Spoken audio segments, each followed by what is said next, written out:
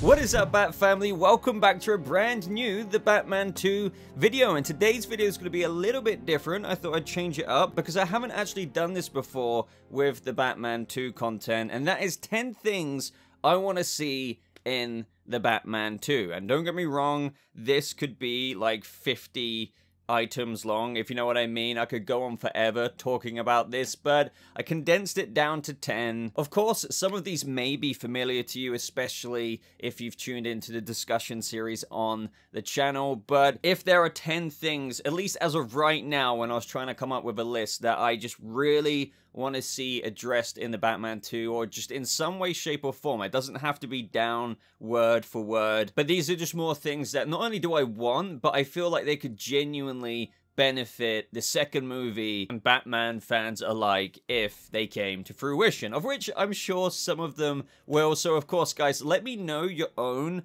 top 10 wants for the Batman 2. Now, everything I'm about to get to is not really in any particular order. I do want to stress that. But before we get to number 1, of course, go ahead and like this video. If you want to see other kinds of the Batman videos like this, do let me know. That is most certainly a way to help see more content like this on the channel, especially with the likes. So, number 1 is a very obvious one, but oh my god, this is a top 10 need for me, most certainly, and that is more Andy Serkis Alfred. Now, don't worry, it's not going to just end there and then go on to number 2. Let's talk about this for a couple of minutes. So, this is most certainly a need for me, and obviously in the first movie, as quite literally titled The Batman, we got exactly that. A film mainly about the Batman. And don't get me wrong, I'm not under any illusions. The second movie isn't going to be called The Batman. Alfred's got more screen time. But with the first movie, Bruce was more closed off as a result of being knee-deep into Batman than his actual Bruce self. Even from Alfred's perspective, neglecting any duties he had to his parents' legacy of Wayne Enterprises and leaving it solely for Alfred to handle. And as such, Bruce wasn't as close as he could have been to Alfred. And as I've already briefly mentioned, I know this one of mine, starting off with number 1, is somewhat a given in the sequel, since their relationship at the end of the movie was arguably stronger than it's been for years. And that's of course because Bruce reconnected to Alfred in a way that he hadn't allowed himself to ever since the Gotham project of his swallowed him up. So yeah, we're definitely going to get more Alfred Pennyworth given where the Batman left off, and I want to see him more involved in assisting Bruce, akin to him helping out with the Riddler cipher early on in the first movie. But perhaps even him getting on comms could be fantastic, so if Bruce is out on a night in Gotham, you can hear him over the comms assisting with, I don't know, just some intel about what could be happening nearby. Just anything like that would be a treat for Batman fans. I think a training scene would be absolutely fantastic as well, and it would just be funny if Bruce almost initially kind of laughs it off in a way where he's just like, oh, come on, Alfred, I think we both know how that'll end, and then they both proceed to spar. This would be akin to Batman Earth 1 Alfred, who was literally capable of holding his own with Bruce, even getting a couple of slaps in there. And he had a prosthetic leg, so I know that Andy Serkis' Alfred, when he, you know, for example, when we first see him, he comes walking into the Batcave, and he's using a cane. But I wouldn't be surprised if he could still pull off a move or two. And don't forget that this Alfred did train Bruce in his younger years, so I think that would be excellent. It doesn't have to be anything too serious, but a little bit of,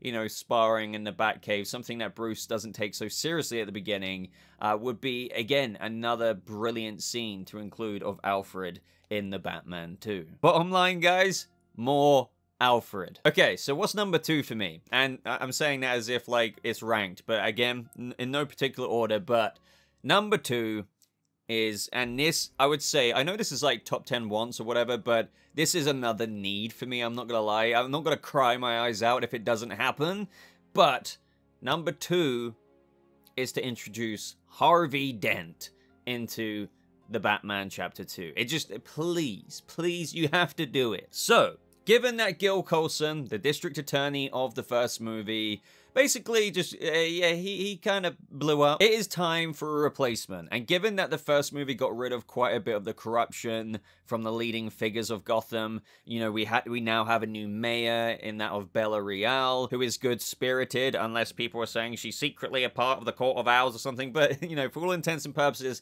Bella Real is going to try and make a real change. The same should, of course, be the case for the new district attorney, and that should, I'm hoping, pave the way for Harvey Dent. Now, as many of you do know, before Harvey Dent goes mad and becomes Two-Face, he was an extremely bright light for Gotham City, akin to kind of what Mayor Bella Real is trying to do. This is what I mean by leading figures of Gotham right now, for once, kind of being good for the first time in many, many years.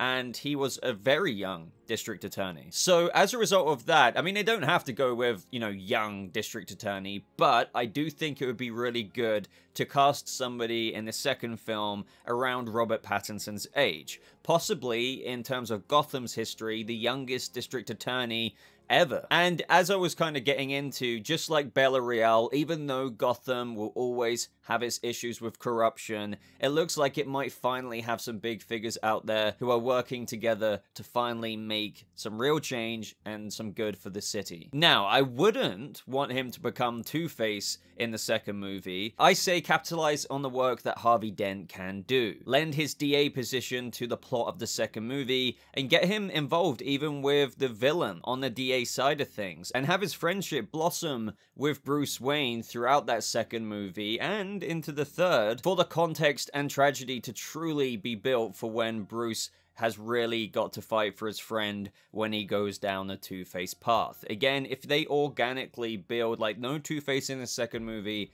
but you just see nothing but a well-spirited guy trying to do good for Gotham, and, you know, Bruce could be coming more out of his shell and stuff, it will make it so much more impactful rather than just introducing Harvey Dent and then a fall to Two-Face all within that of the same movie. Now, to be honest, I'm not even sure if Reeves would ever get to Two-Face. Only he knows what he's going to pull off in this trilogy, and he can't do all the rogues gallery villains after all. So that's a thing when I, you know, consider what villains are coming next. It's truly hard to know. Reeves could go with absolutely anyone. But regardless of if we get Two-Face or not, I still really insist that's how far with this one out of this top 10 I am on Matt Reeves introducing Harvey Dent, regardless of the journey getting to Two-Face or not. There's just too many good things you can do with Harvey as the new DA. And there is a new DA position waiting to be filled. So number 3 out of 10, let's change it up a little bit from that of characters.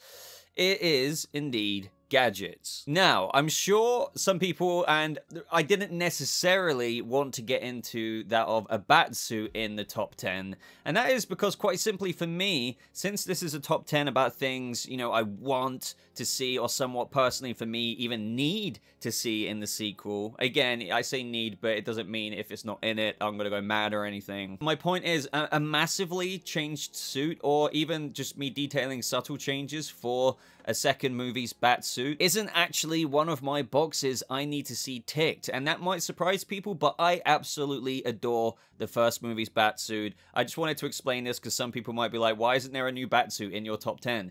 I'm expecting a new-ish looking Batsuit. Who knows? They might go radically different, but it's not one of the mad boxes I need ticked in my top 10 because I love how it is. So whether it changes or not, it's personally for me not a massive, massive requirement. However, what is a top 10 one and a need is the use, of course, of more gadgets. And for where the first movie was at, things were fine. We were at a Batman who was 1 year, 6 months in. He was in year 2 of his vigilante career, and he had some sophisticated equipment, such as that grapple launcher that had that awesome mechanism, and I just love that thing. It was operational for the movie, even though it didn't work sometimes. Just how it unfolded from his wrist, the contact lenses that he literally used to record everything he sees on a night out as Batman, and these gadgets only gave us a little teaser of the sophistication of gadgets to come. So for me, with what I'm seeing with this grounded version of Batman that Matt Reeves is doing, is that I think Reeves will somewhat handle, like a little bit,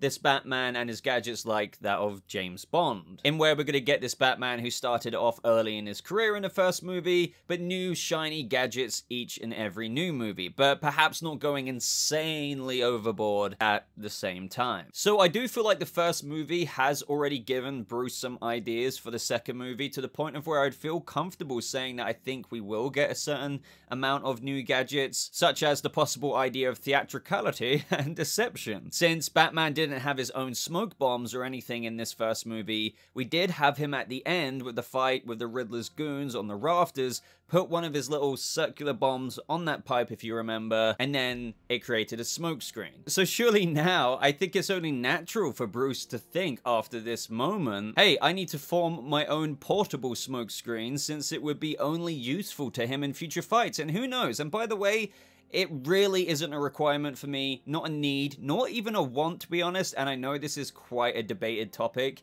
for white eyes, but of course, they could come up with an idea of, oh, I've dispensed a smoke bomb, I can't really see either. However, I can see their heat signatures, maybe his contact lenses go white to add that added visibility, unlike that of the goons, and temporarily whilst fighting, we get a few camera shots where his irises go white, and it gives that little bit of a comic book look there. Again, for me, I love seeing Batman's eyes. It conveys so much emotion. I don't want it permanently, but I just thought I'd chuck that out there for the people who are like dying to see white eyes. But again, my main point now is just smoke bombs. Now in the concept art book, other gadgets I think I would like to see. Again, my main want here for number 3 is just gadgets, but some more ideas, of course, is batarangs. In the concept art book, we have batarangs that were being designed that never made it in the movie. Or you could argue that even though they never made it in a movie, technically speaking, or canonically, you could argue canonically they're somewhere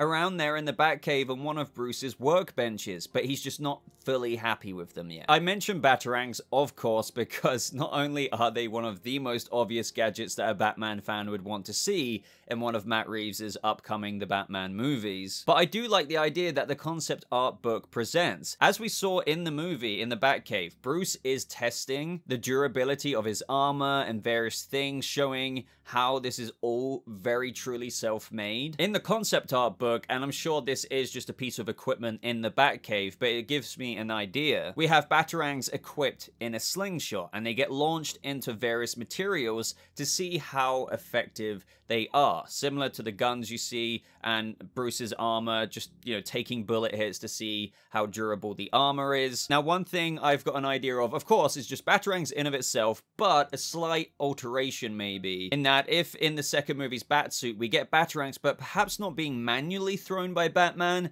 but in a similar way to how we have this mechanism for the grappling hook attached to his wrist. Perhaps Batman has somewhat of an inbuilt slingshot to his new suit, or somewhat new altered version of the first movie's suit, in where he kind of aims and it propels, or should I say slingshots, the batarang out with precision. Now, I have a feeling, of course, and I understand completely at the same time, that some people will feel like that takes away from the cool ability that Batman has with being accurate with batarangs being thrown from his hand. And I get that, I really do, but I could see Matt Reeves grounding batarangs in a way that are shot out by a slingshot mechanism, you know, with far more guaranteed precision. To be honest, in that concept art book, it probably just is a device in the Batcave to just propel it forward really fast, but it just made me think of if he could somehow incorporate that into the suit, it would be quite a cool way of just guaranteeing force, propulsion, and precision. And lastly, on the gadget side of things, I know people are going to mention things like more of a wing gliding cape and things like that. Personally, for me, that isn't a need with the gadgets. Not that I'd be opposed to it at all, by the way. The same thing goes for the Batmobile. I'm not gonna lie, I love the way it looks. I like the fact that it's a classical kind of muscle car. Of course, it can upgrade, but I think it will upgrade in the same way akin to what I was saying earlier, James Bond gadgets on the James Bond car. Maybe he incorporates something where you release the road spikes out, or something like that. We didn't see that in the first movie, but if goons are chasing him, he could pop their tires, stuff like that. I don't think the design needs to change per se. I know people will say that it does. Fair enough.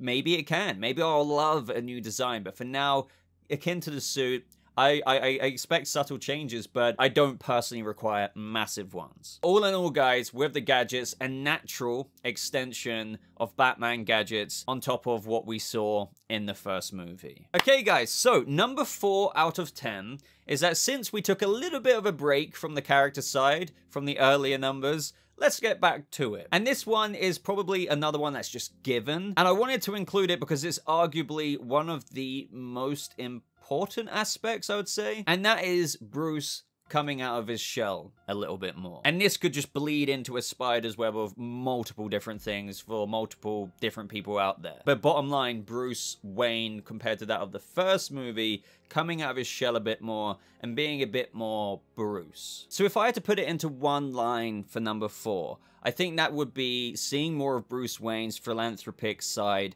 come out. Now, I don't expect to see leaps and bounds in this area, but there is so much potential here that I have to assume we are getting it in one way or another. It would just be also such an interesting contrast, of course, from that of the conversation that Bruce and Alfred had at the beginning of the Batman. Alfred does specifically say, "It's getting serious, Bruce. If this continues, it won't be long before you've nothing left," with regards to Wayne Enterprises. So with the growth that Bruce Wayne has already had from this first movie up until that of the end of the film, granted that he learned more from the symbol of hope aspect with regards to Batman at the end, I don't think that negates or discounts him from stepping out a bit more as Bruce Wayne at the same time. I do think it's important to say though, and from my perspective as well, I could be wrong about this, but I honestly don't think that Reeves will go down the route of the billionaire playboy, like underline playboy. There may, in my opinion, be bits and bobs of that, so to speak, but nothing heavily leaned into to the extent of, let's just say, how Christian Bale's Bruce's front got to the point of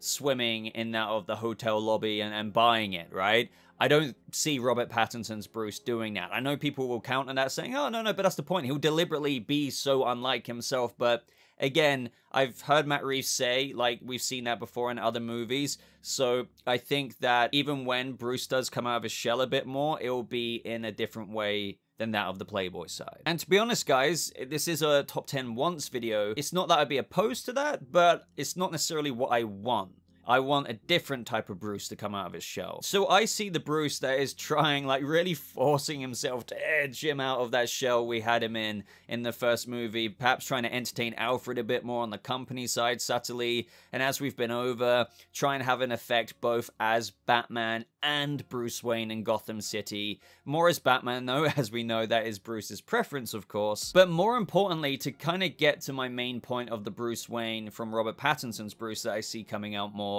is that I feel like the end of the movie, it only serves this up as a strong possibility in that we have a good mayor now, as I've already been over with that of Bella Real, and she already articulated that Bruce could be doing more for the city, and she and her team have been trying to reach him for ages, but with no luck, and how she'd like to continue that conversation with him in that cathedral scene, but that conversation never continued in the movie. Now, in the second movie, I can see that conversation continuing. Whether that's an appointment with the mayor, who knows? That could be an actual scene. I think it's a good, subtle way of shooting a scene like that, of showing Bruce coming out of his shell. Something that I think they'll still portray as something Pattinson's Bruce is pretty uncomfortable doing, because honestly I don't think his demeanor would just kind of flip 180. Again, I know that is like a proper effort and front he does to distract from Batman, but I do think Reeves will portray it in a way where he actually wants to help out. He's not just doing it for the sake of appearances, albeit it benefits distracting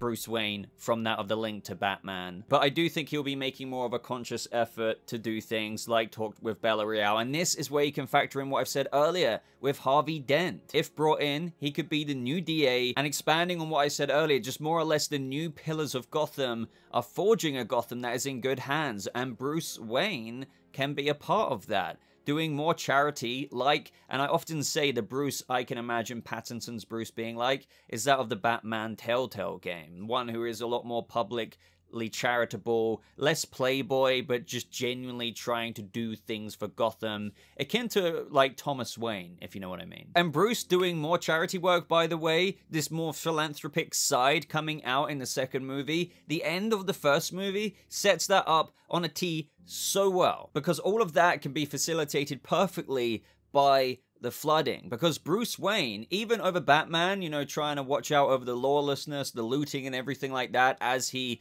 said in that monologue, he can have an effect, a significant effect as Bruce Wayne, the philanthropic side coming out, helping rebuild Gotham in that area that was flooded. And I can easily imagine scenes being shot where there's, you know, more newspaper headlines. Bruce Wayne has, you know, helped us out. Bruce Wayne has donated $10 million to the, I don't know, just lots of stuff like that. Is it easy slam dunk for them to start to show that side come out? But don't get me wrong, I feel like the side they'll tap into as well is Pattinson's Bruce getting back and kind of being a bit exhausted by it at the same time. Again, I don't think the demeanor will completely change. I think it will make him a bit uncomfortable, but he'll be trying his best instead of the more confident playboy side being like, oh, hello, Gotham. It won't. I don't see that. So number 5, let's talk villain in a way. So number 5 for me is a villain that changes Bruce's outlook on how he views them. And I do feel as though this is a very, very natural evolution for Robert Pattinson's Bruce Wayne, and what I feel could be a very natural plan of Matt Reeves' arc for the character anyway. It has been said so many times before in press interviews by Reeves and Pattinson for the first movie that Batman views people like basically either as a victim or you're bad. And these quotes were quite often used in the mix of when they were talking about discussions with that of Batman and Selina's relationship, because she threw a little bit of a spanner in his whole worldview of, you know, you're either a victim / good or you're bad, which caused a little bit of that Windows shutdown effect in Bruce's mind, because again, he started to realize it's not as black and white as that, not at all. People aren't all bad, but sometimes they're not all good. There can be a very blurred line. Now, before I continue with number 5 with regards to, you know, a villain that challenges Bruce's outlook on how he views his rogues gallery, and just any villain to that of a goon to a rogues gallery member, is that I'm sure some of you are thinking,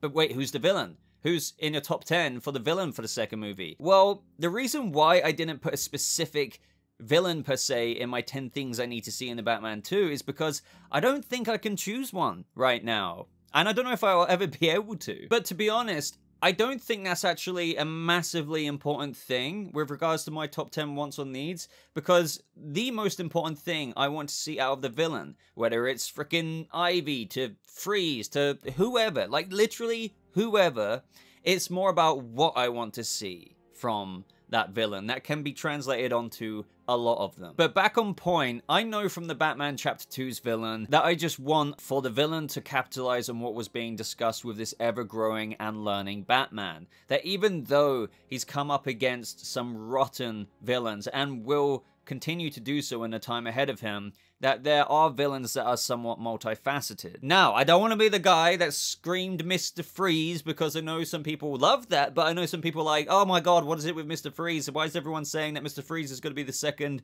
movie's villain? I'm not saying that, but it's just such an easy example of what I'm trying to articulate here. With Freeze, Batman could have a villain here that provides a massive issue with Freeze stopping at nothing to execute his plan, but would not only offer a more physical challenge for Batman, but one where it kind of demands him to lean into a bit of a form of empathy when trying to understand his villain and Freeze's motivations. Instead of kind of having that exchange in Arkham with the Riddler where he just, you know, calls him a psychopath, a nobody who's gonna die alone in Arkham, the commentary Batman might have with Freeze would be a bit different. And I personally, no matter what for the second villain, whether it's Freeze or someone else, I think that would be a very valuable thing to bring to not only the villain story, but a part of Batman's growth. So even though, unfortunately for some who may have wanted to hear one of these top 10 wants / needs as a specific villain,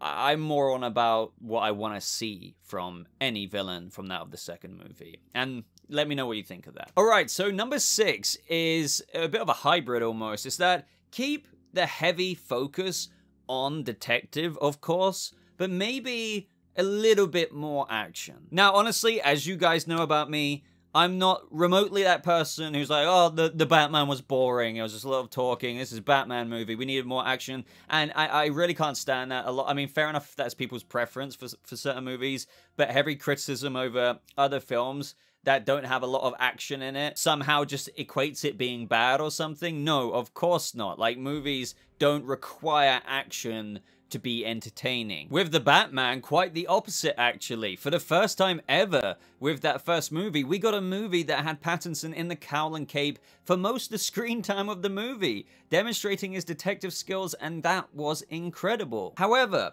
I do think that with the second movie, we need to see a smidge bit more action, because this can be naturally facilitated with a villain that won't be that of, like, the Riddler in the first movie, because it could, and I think this is very important, in that it will require both the heavy detective Batman that Reeves established in his formula of the first movie, but also a bit more of a hands-on Batman. I know we had Batman go up against the Riddler's goons at the end, and outside of that, we had Batman doing his nightly routine at the beginning of the movie, and then of course we had the encounter with the thugs at the Iceberg Lounge. However, I don't think every main villain is going to be like that of the Riddler, and the chances of the next villain being just as hands-off as Edward Nashton, Paul Dano's Riddler in the first movie, I would say are kind of low. I could be wrong, but you'd have to assume they're going to be a little bit more hands-on. But I do want to point out, that doesn't necessarily entail that the next villain needs to go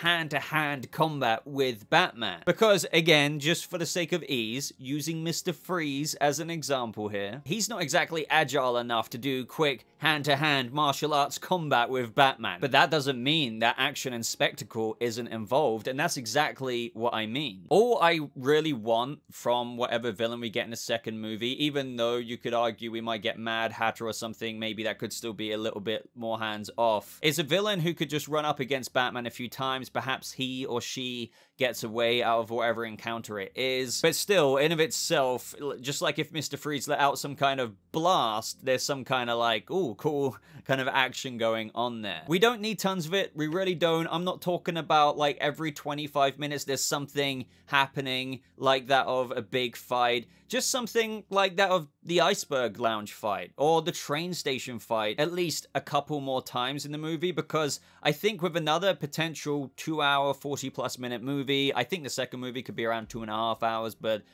I don't know. But I think with another 2.5+ hour movie for the sequel, place those examples a couple more times in. So like that of the train station fight, the Iceberg Lounge fight, just a couple more moments of that, I think would actually satisfy the craving of a lot of Batman fans, because I actually think that would have made a massive difference. Not that I think the first movie needed it, but I know I'm repeating myself. Just imagine the train station fight or something of that length. It wasn't actually as long of what I think a lot of us might remember, but place that randomly at 2 other parts of the movie, I feel like people would have said, oh, it actually got quite a bit of action. With regards to action as well, I think it would be really cool to see some more Batman rooftop-esque stuff. I would love to see a lot more grapple hook action, likened to that of the GCPD. I'm not saying he needs to be pursued, but like just that kind of situation, the way that was filmed, the way he kind of just shot up in urgency there. Perhaps he's pursuing a villain and he needs to go fast. That would be great. Ultimately though, just bottom line, more action I think will 110% satisfy the craving for more physical Batman from that of Robert Pattinson's iteration that we got a great taste of with their capability to pull this off in that of the first movie. But it will also maintain the heavy detective focus still that we had established so very well in the first movie at the same time, causing the best kind of hybrid we could get for the sequel. Alright, so number 7 is a big one. I think this is a big one from a lot of people. Yeah, I'm going to try and keep myself grounded, realistic here, because this one's a very interesting topic, and again, I think a lot of people want this. And that is some kind of teasers, hints, some subtle details of more of the fantastical elements of this Batman universe. So we've been over in the discussion series quite a few times, and very recently on the channel, and how if you strip all the things down in the Batman, there's actually, like, genuinely very few fantastical aspects to it. Reeves is adapting this Batman in a way that is all while very comics faithful, as he says himself, but very grounded. But as I began saying, I would like to see at least some hints at the larger fantastical sides of the Batman world, things that Nolan wouldn't do. And I do think it's important for me to stress that I don't think Matt Reeves would go far, and I'm talking far along, the fantastical side. Best example being that of like a metahuman who casts their hands out and then some kind of power happens or they're suspended in air. That I just don't see happening. But I am very confident that Matt Reeves could definitely bleed the edge of fantastical. For example, as I've said many times before, Nolan wouldn't do Bane with Venom. He didn't do Bane with Venom to enhance him physically. However, I do believe that in Matt Reeves' world, albeit grounded, he would most certainly, if there was a Bane, and again, I'm not saying there's going to be a Bane in this movie or the movie after that, but for example's sake, I do think that he would do a drug with Bane that would enhance a man similar to steroids, but non-commercially available kind of steroid drug that is prototyped Venom or something like that. It wouldn't necessarily blow his muscles out, and you may have heard me say this many times in previous discussion series videos, but it would still give him unparalleled strength that is unnatural, unrealistic, again, as I always use an example like that of the Planet of the Apes drug that he used to evolve the apes in the Apes movies.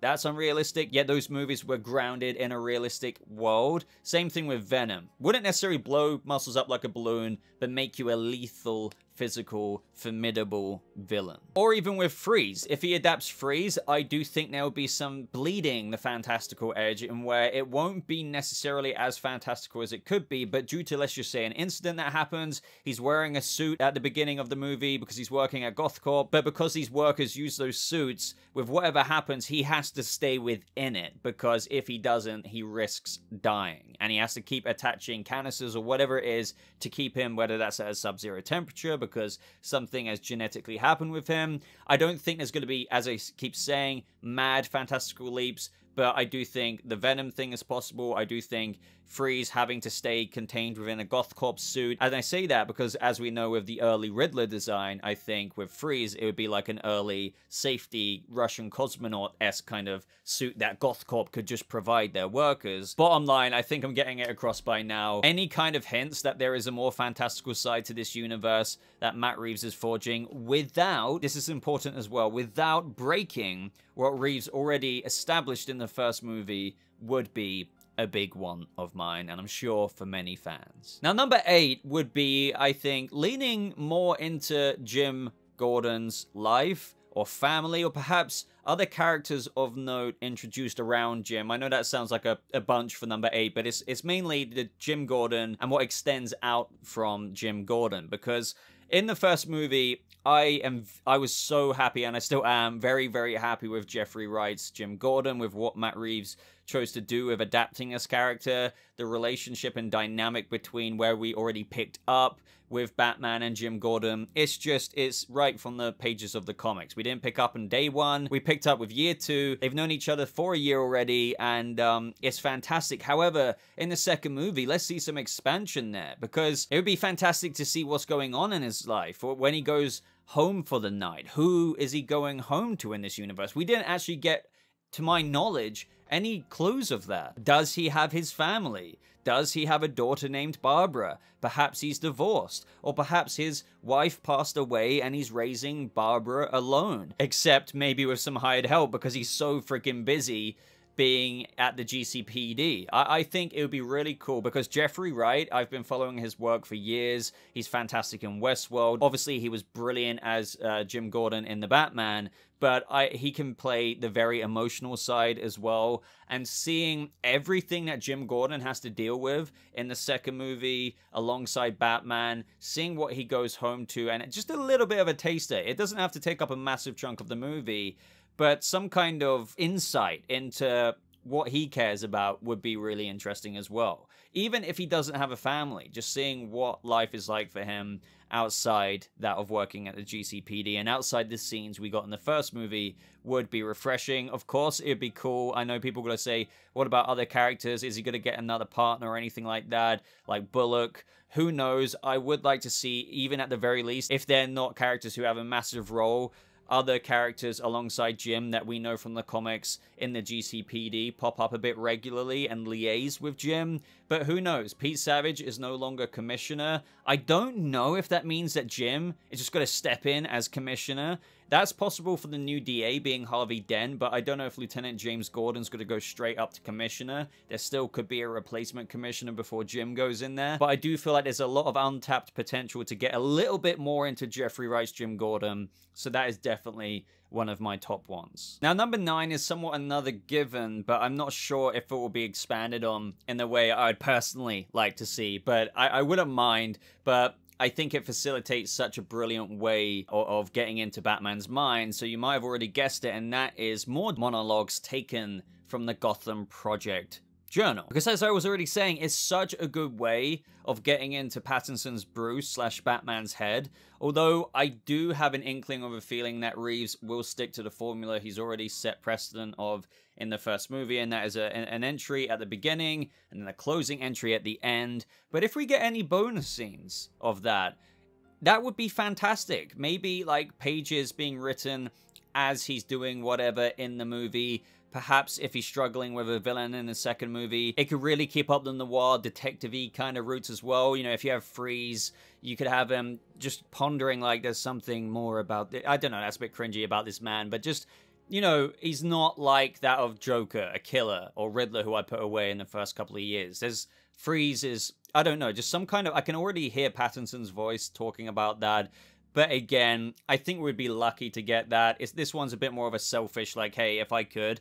I'm not saying I'd spam the movie with this, because I do think the beginning monologue, journal entry, and the ending one is great.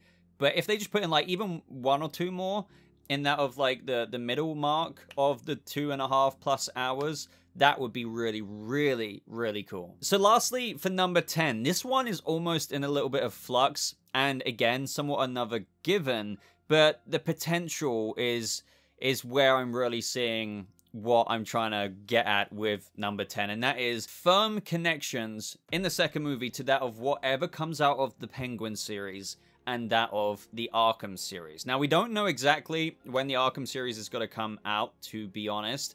The Penguin series will definitely be bridging that gap between the first and the second movie. Obviously, with the flooding and the power vacuum that was left behind with Falcone, with Penguin and other mobsters fighting for that seat of power, you know we are going to get interesting characters involved of note in that of the Penguin series. So this is what I mean by firm connections, because it bleeds into more things. For example, with the Penguin series, it could introduce other and larger prolific characters that could then almost appear in the second movie to that of Colin Farrell's screen time in the first movie. Now, I do believe that Colin Farrell's Penguin is going to only get more screen time in the second movie, but hey, now maybe you could introduce one of the characters from the Penguin series to have the 11 to 14 minute screen time that Farrell had in the first movie, showing that Batman has more to worry about. For example, that of Black Mask. It would be absolutely fantastic, because I can't imagine Colin Farrell's Penguin's just going to go up against some, like, gangs in Gotham, like newbie gangs, you know? You have to think it's going to be a prolific Gotham mobstery type person, and for those characters to appear still, even after the power struggle in the Penguin series, because it's not like, I mean, for Black Mask to die because Penguin killed him over the throne of power that Falcone left behind would be lame. No, he needs to be bested and then run away, scurry away. But seeing something like that echo into the second movie for some kind of, you know, because you have other things going on. The first Batman movie had the main antagonist of the Riddler, but you had other large characters. Look at Falcone running his empire. Penguin, we saw all of this criminal element activity still. So there is a lot that could facilitate that with these series into that of the second movie. And I haven't even gotten to the Arkham series yet. Who knows what, like, we know so little about the Arkham series, and I'm not going to get too far ahead of myself. I know people are like, oh, I don't want to see Joker in the second movie. I'm not saying we will. I do think there's a chance each movie they might address something, building up to something bigger. Who knows if the Arkham series leads to a breakout? But this is what I mean. I think these HBO Max shows, the Penguin series that we know we're getting, we know they're working on an Arkham Asylum show that is meant to kind of spell out this haunted house that is Arkham.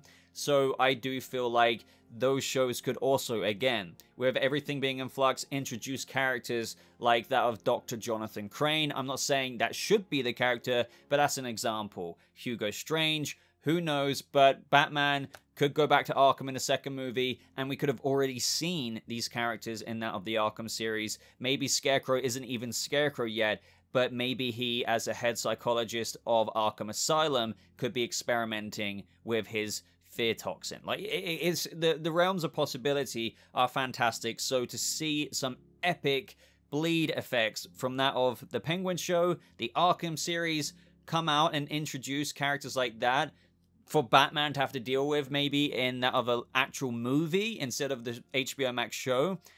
Oh man, that is something I want to see. For sure. But Bat Family, I think I've been going on for a bit too long. I don't think other people's top 10 lists are this long. But when you get me, a BobaTalks, literally it's in the name, and doing a top 10 about the Batman, oh my god, you know you're going to be in for a long video. So I hope you enjoyed it.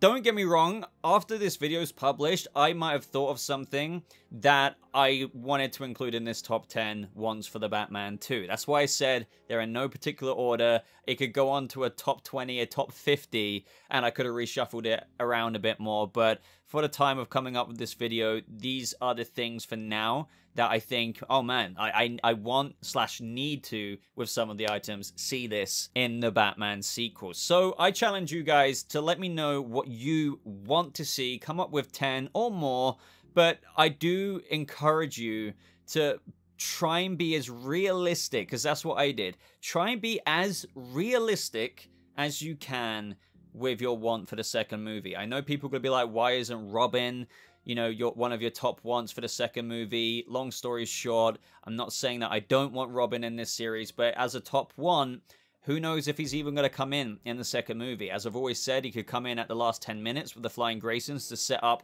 that third movie, but I wouldn't say it's a top one of mine. I really like Robin, but I just really don't know enough about really what they're doing to the point of, if I think, oh, I want Robin for the second movie, that could be like Batman and Robin from like minute 25 in the movie, and that's not a top one of mine. But again, try and suggest realistic expectations. For example, I don't think a Flying Man Bat would be one of those. Do disagree with me if you want to. I'm looking forward to reading your suggestions. But for now, guys, would really appreciate a like. A like goes a long way to help these videos out. Do subscribe if you haven't done so already, and if you've made it this far in the video. As always, I encourage you, a lot of you think you're subscribed, but go down and check the little red subscribe button and see if it says subscribe or subscribed. Get loads of comments all the time of people saying, oh man, I actually thought I was subscribed, but it turns out I'm not. If you got this far in the video as well, prove that you did by leaving with whatever comment you're gonna leave, maybe with your top ones, hashtag the Gotham Project. That way I'll know that you got this far in the video and you're one of the real ones. But until next time, ladies and gentlemen, thank you so much for watching. I hope you all have a lovely rest of your day, and I'll see you, Bat Family, in the next video. Goodbye.